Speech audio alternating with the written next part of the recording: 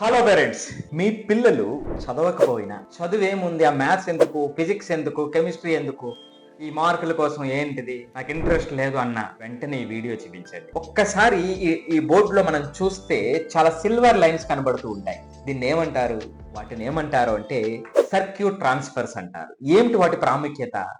ఇదే డేటాని ఒక చోట నుంచి ఒకటి ఆ ఫ్లో చేయటానికి ఉపయోగపడేటువంటిది. మరి వీటిని తయారు చేయడానికి ఉపయోగించేటువంటిది మ్యాథమెటిక్స్ లో ఉన్నటువంటి ఆల్జీబ్రా, దీన్ని డిజైన్ చేయటానికి జామెట్రీ, వీటిలో ఉన్నటువంటి ఆ ఎనర్జీస్ ని లేదా డేటా ట్రాన్స్ఫర్ కి సంబంధించినటువంటి దాన్ని మూవ్ చేయటానికి ఎఫెక్టివ్ గా మూవ్ చేయటానికి కాలిక్యులస్, ఇలా ఆల్జీబ్రా, జామెట్రీ, కాలిక్యులస్ వీటన్నిటి యొక్క సమాహారం. మీరు రాసినటువంటి కోడ్ ఆ సాఫ్ట్వేర్ ఉపయోగించి వీటిలో స్టోర్ చేసి ఒక చోట నుంచి ఇంకో చోటకి పంపడానికి కావండి, ఏది జరుగుతున్నా సరే దానికి ప్రాధాన్యత అక్కడ. ఇక రెండో స్టెప్కి వద్దాం. రెండో స్టెప్కి వస్తే వీటిలో పవర్ ట్రాన్సిస్టర్స్, రెగ్యులేటర్స్ కనిపిస్తూ ఉంటాయి. మరి ఇదేమిటి? మరి ఇలా తయారు చేసినటువంటి దీన్ని పనిచేయటానికి పవర్ అవసరము. ఆ పవర్ ఫ్లో అనేటువంటిది అప్రాపరియేట్ గా లేకపోతే ప్రాసెసర్ కానివ్వండి, ర్యామ్ కానివ్వండి, జీపీయూ కానివ్వండి, ఆ పవర్ ఫ్లో అనేటువంటిది రైట్ వేలో లేకపోతే అది ఎట్లా పనిచేస్తుంది? అక్కడే మ్యాథమెటిక్స్, అక్కడే ఫిజిక్స్ దాగి ఉంది.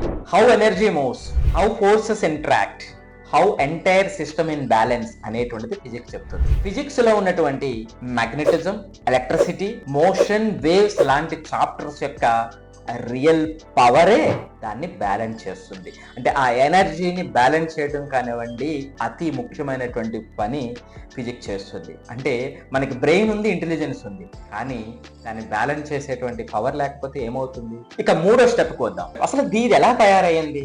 ఏం ఉపయోగించి దీన్ని తయారు చేశారు? సిలికాన్, కాపర్, గోల్డ్, అల్యూమినియం లాంటి సబ్స్టాన్సెస్ దీన్ని ఉపయోగిస్తారనేది మనందరికీ తెలుసు. మరి ఈ వీటిని ప్రత్యేకించి ఆ సబ్స్టాన్సెస్ మాత్రమే ఎందుకు ఉపయోగించారు? వాటి యొక్క ప్రాధాన్యత ఏమిటి? వాటి యొక్క ప్రాముఖ్యత ఏమిటి అంటే ఖచ్చితంగా దీని కండక్టివిటీ కానివ్వండి, స్ట్రెంగ్త్ కానివ్వండి, డ్యూరబిలిటీ కానివ్వండి, రెసిస్టెన్స్ కానివ్వండి, అవి ప్రత్యేకమైనటువంటి ప్రాపర్టీస్ ఆ సబ్స్టాన్సెస్ ఉన్నాయి కాబట్టే ఇది తయారయ్యింది. అంటే నీ దగ్గర మ్యాథ్స్ ఉంది, ఫిజిక్స్ ఉంది, మరి దీనికి డ్యూరబిలిటీ లేకపోతే, దీనికి రెసిస్టెన్స్ లేకపోతే ఆన్ చేసిన వెంటనే ఇదేమవుతుంది? చూసారా? మ్యాథ్స్ అనేటువంటిది కనెక్షన్స్ చేస్తుంటే, ఫిజిక్స్ అనేటువంటిది ఎనర్జీని రైట్ వేలో ఫ్లో చేస్తుంటే, కెమిస్ట్రీ అనేటువంటిది దాన్ని కాపాడుతూ ఉంది. అందుకే నీ మెదడులో నీ మదర్ బోర్డు నిర్మించుకో, భవిష్యత్తుని నీ ముందు వచ్చేటట్టు చేసుకో.